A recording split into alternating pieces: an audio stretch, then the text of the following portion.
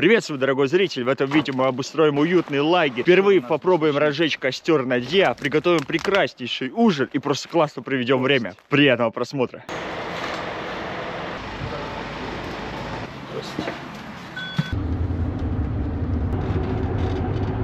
До свидания.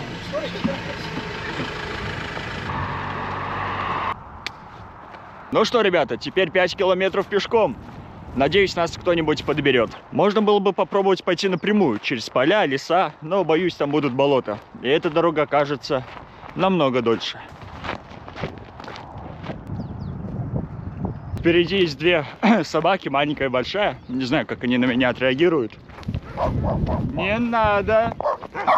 Почему маленькие собаки всегда самые агрессивные, а? Она хочет укусить меня за пятки. Эй, хулиганка! Спасибо, что большая собака на меня не напала. Веселуха, сельская жизнь. Она такая. Сзади собаки, рядом трактора. Все как надо.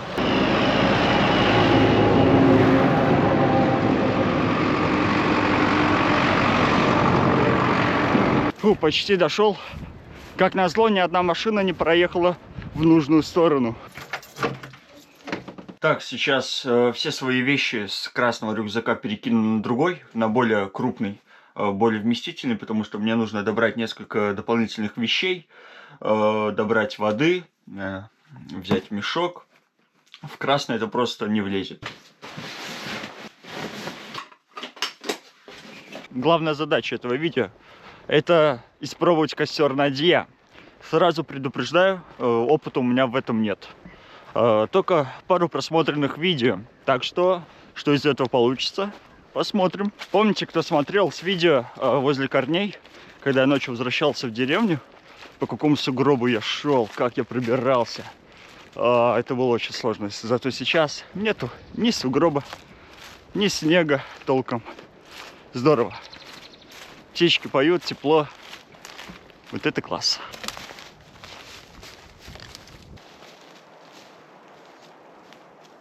На самом деле я очень хочу вернуться обратно к корням. Посмотреть, может быть, я разобью лагерь. Там же будет раунд 2. Либо, если найдем что-то поинтересней, поменяем локацию.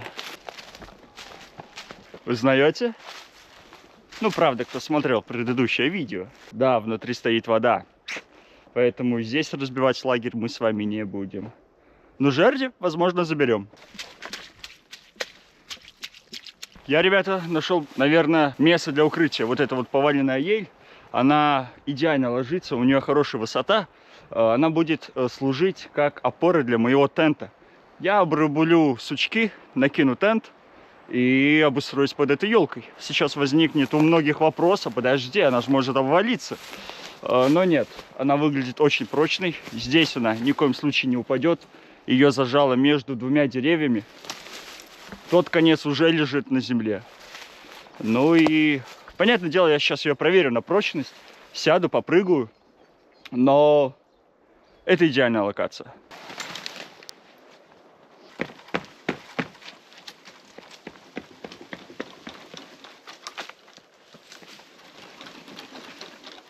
Мне кажется, она достаточно надежная.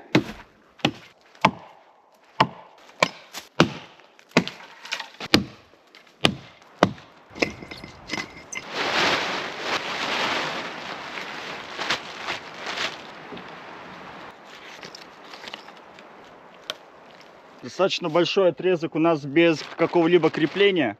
В тенте есть вот такие вот петли, и я хочу через петлю забить вот такой колышек прям в щель древесины.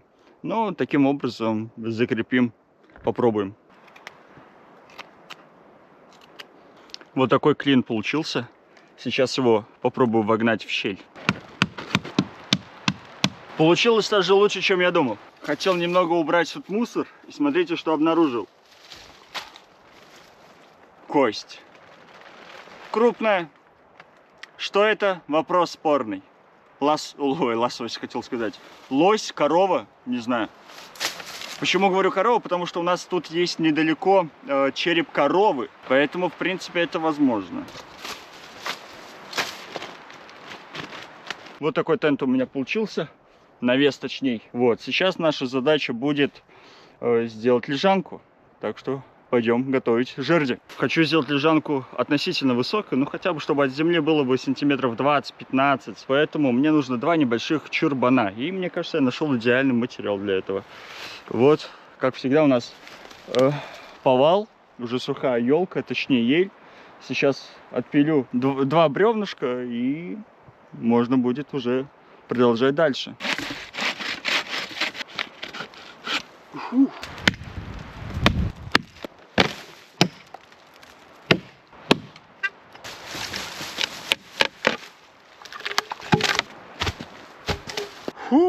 Основа у меня есть. Сейчас надо сходить за жердями. Думаю, возьму, использую жерди, что использовал возле корней.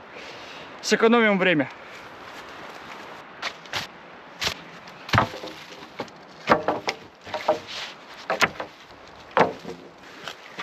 О! Не, это тяжелее, чем я думал. Возьму за 2 захода.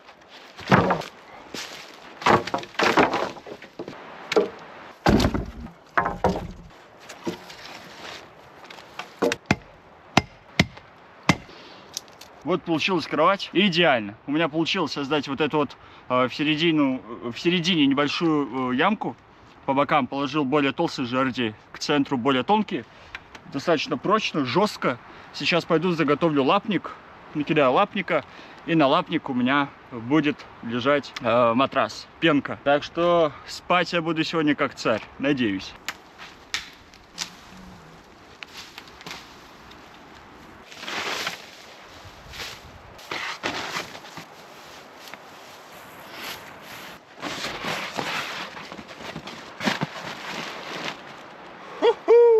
Ну что, идеальная кровать готова.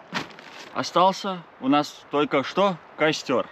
По идее, конечно же, мне нужно заготовить маленький костер для еды, для приготовления пищи. И уже надью. Потому что надью я буду затапливать, ну, приблизительно за час, либо за 2 часа до сна. Вот, а есть нужно уже скоро. Сейчас заготовим дров для маленького костра и будем готовить брусья для надьи. Решил вот с этого отрезка снять небольшую нагрузку, поэтому здесь я приблизительно где-нибудь вот в этом месте я поставлю столб. Ну, подпорку, простыми словами.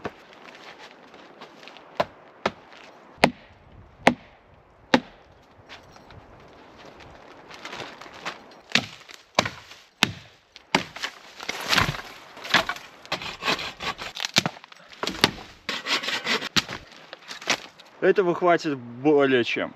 Ну что, приступим к самому сложному. Поскольку я хочу надью сделать из 2 бревен, мне, соответственно, нужно 2 бревна. Недалеко от лагеря у меня есть лежачее бревно, у которого я как раз-таки брал ветки для малого костра. Вот, мне нравится диаметр для одного бревна. Но, то есть, у меня будет бревно где-то, ну, около 2 метров. В мой рост, плюс-минус, да? И уже следующее бревно будет достаточно толстовато. Если же я возьму бревно с другой стороны, оно будет слишком тонкое для надьи. Вот, поэтому я не знаю, что делать. Возможно, я возьму этот отрезок от этого ствола и другой отрезок от другого ствола. Но, может быть, я психану и возьму все-таки вот этот кусок побольше еще, следующий. Погнали!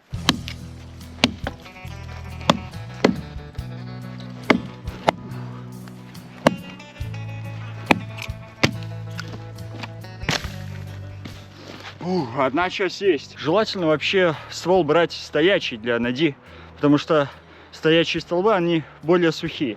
Но этот ствол, он не влажный, я вам так скажу. Я это по срезу увидел. Дерево достаточно сухое. Также, если бы оно и было бы влажно, ничего страшного. Было бы более длительное горение. Сейчас приступаю ко второму срубу. Погнали!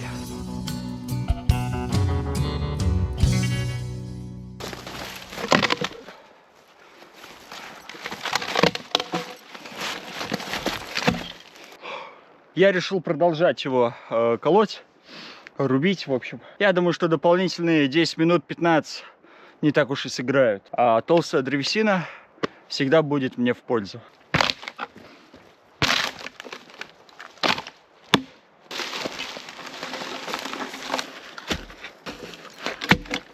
Ну что, следующая задача у нас будет выдолбить в этих стволах, так скажем, полочку, чтобы огонь прихватывался намного лучше. Вот это бревно, когда начинало ломаться, вот оно раскололось, и вот мне идеально образовало полочку. В принципе, можно продолжить в этом духе. Это не только поможет нам быстрее разжечь надью, но и бревна между собой будут стоять куда надежней. Так, ну полочку у одного бревна мы сделали. Сейчас сделаем у второго.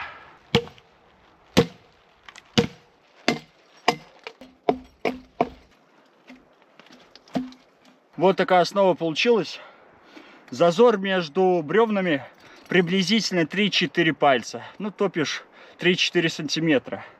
Больше, в принципе-то, и не надо. Вот, сейчас нужно между бровен заложить растопку. Этим-то я и займусь сейчас. Знаете, как я еще сделаю? Я думаю, подниму верхнее бревно, положу всю растопку, и тогда уже верхним бревном прижму это все сверху.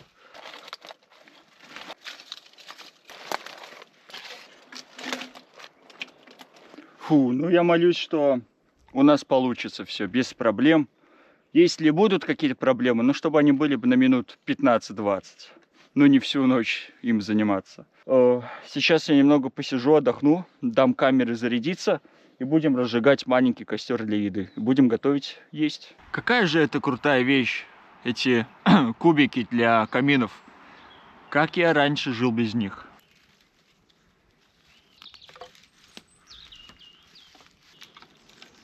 Пока костер разгорается, я вам покажу, что мы сегодня едим. Так, как в прошлый раз замесил себе тесто. Есть вишневое варенье. Также у меня с собой будет в фольге картошка, уже нарезанная. Самое главное, основное, это у нас chili con carne with seasoned and roasted pork, что означает chili con carne, точно я не знаю, как переводится, но с приправленной и обжаренной свининой. То есть, ну, по сути, это рагу, в составе которого у нас фасоль, свинина, томатный соус. Также я вижу по картинкам тут есть кукуруза. В общем, это будет обалденно. Здесь 2 порции, поэтому половину 400 грамм я съем сегодня, а остальную завтра на завтрак.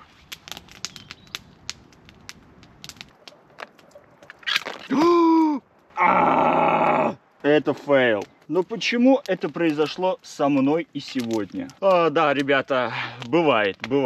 Поспим сегодня на гуляше.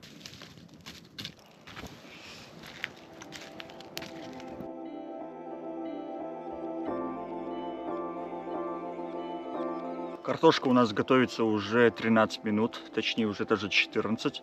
Существенно запахло картошкой, поэтому вижу смысл добавлять уже гуляш.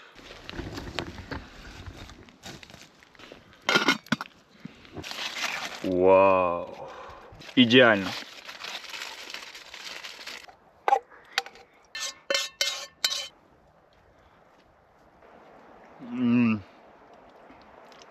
Ребята, как бы я хотел бы, чтобы вы это попробовали.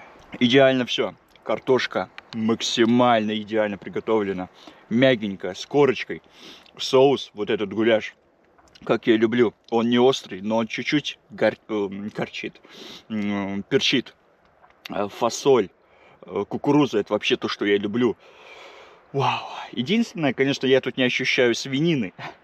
Но якобы она тут есть. Да, маленькие кусочки есть, но это смешно. Просто для названия. Это того стоило. Только что заметил, что у меня здесь еще гуляш на тенте. По времени у нас 19:40, поэтому вижу смысл начинать пробовать растапливать надью.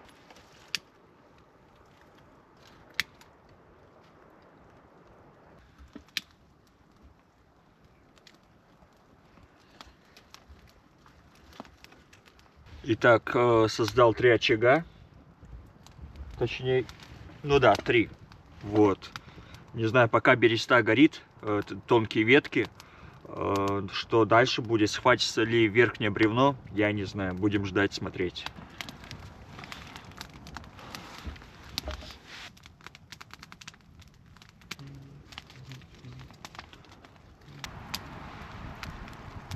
сказать что-либо сейчас сложно, потому что огонь есть, но местами он тухнет.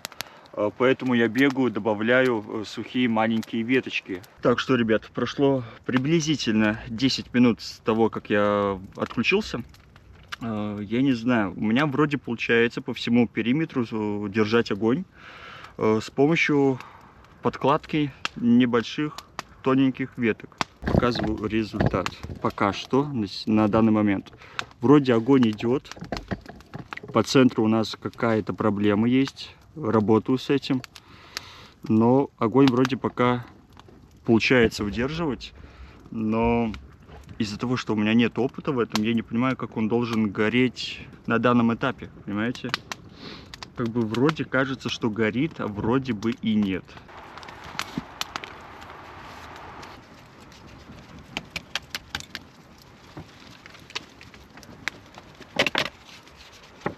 Итак, ребят, что я могу сказать? Не знаю. Результат неоднозначный. Вроде бревно верхнее и нижнее, оно тлеет, но как-то достаточно слабо. Есть места, которые начинают гаснуть по двум причинам. Либо расстояние между бревнами слишком большое, либо бревна прижимаются. У меня таких мест два. И оба по одному случаю. Один конец у меня расположен слишком далеко друг от друга, я ничего не могу сделать. А одно место прижато, слишком прижато, и там тоже не хочет разгораться. Я это бревно верхнее перетаскиваю, конечно же, вправо, влево. Я тут танцую с ним практически. Но результатов не скажу, что много. На этом съемку можно заканчивать. Я буду переодеваться и ложиться спать, поскольку у нас уже время, сейчас покажу, 20:47. Я очень устал, я очень хочу спать.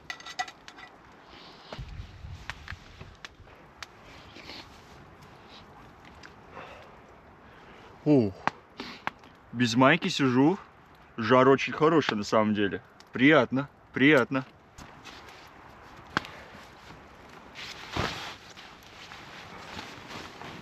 Положил под голову себе рюкзак, как подушку.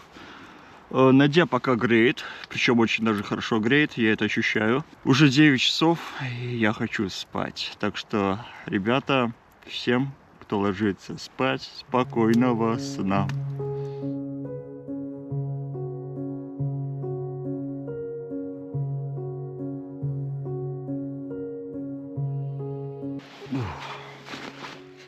Доброе утро, ребят.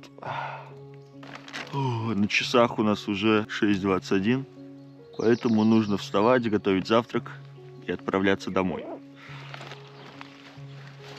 Ночь была достаточно хорошая, прекрасная, теплая, даже жаркая.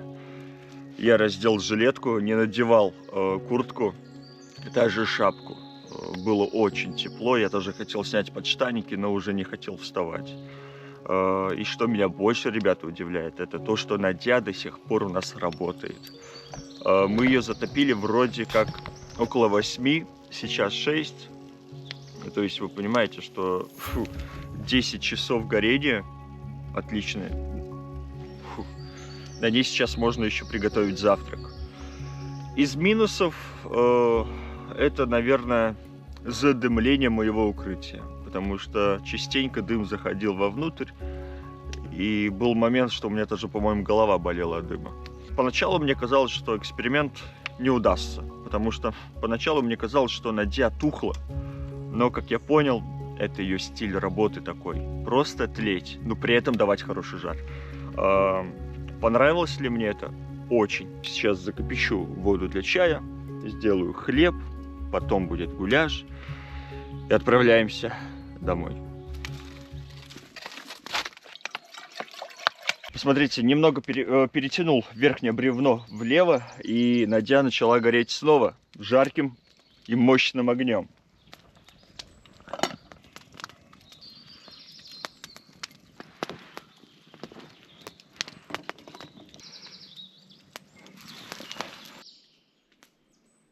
Ребята, я надеюсь, у меня получается передавать ту атмосферу, которая здесь происходит.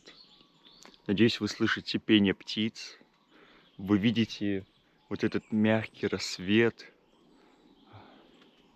Шикарно, просто шикарно.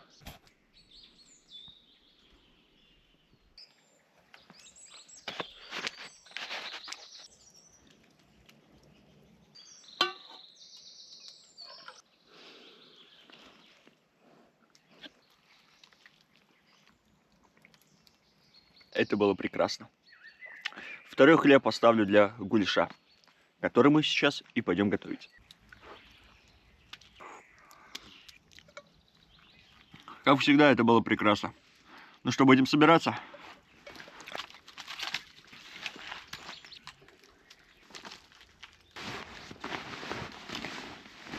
Весь мусор забираю с собой. Консервная банка, а тарелки я сжег.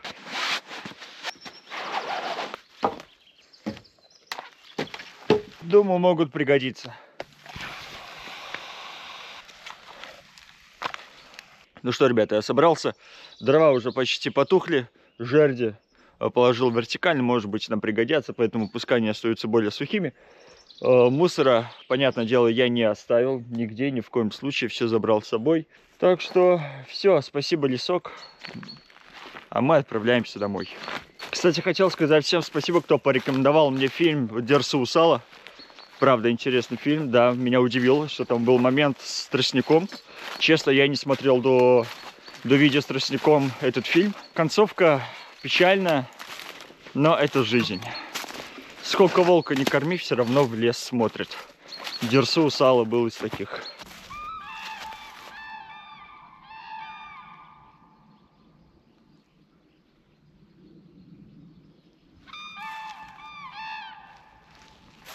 Если слышите крики журавлей, там стоят два красавца. Практически сливаются с окружающей средой, поэтому вы их не увидите. Но услышать услышите. Ну что, ребята, спасибо, что досмотрели это видео до конца. Если хотите, чтобы на этом канале было бы больше похожих видео, ставьте лайки, подписывайтесь, пишите комментарии. Как всегда, пишите, что я сделал не так, что можно было бы доработать, что, наоборот, может быть, сделал хорошо. И до скорых встреч!